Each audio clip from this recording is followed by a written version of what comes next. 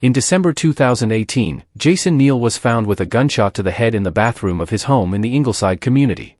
Police reports are that his then-pregnant wife, who's a YouTuber, heard an explosion, and when she went to investigate, Neal was allegedly seen on the floor with his licensed firearm beside him.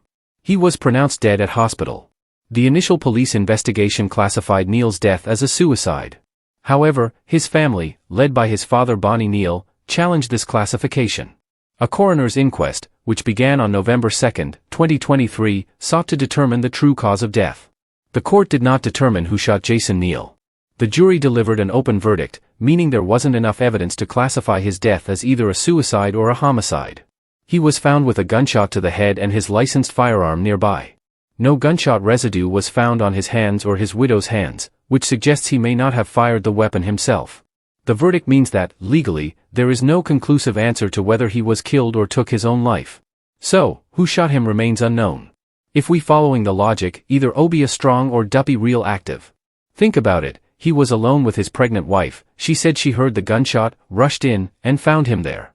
No gunshot residue on his hands or hers, so how did the gun fire? Gun just go off by itself? Duppy business or high-grade science? First, they said suicide, now neither suicide nor homicide, almost like the system just saying, we know, so everybody move along. If it was Obia, then she working with some next-level protection. If it was a Duppy, then that's a next mystery Jamaica not ready to solve, or maybe it's the invisible policeman.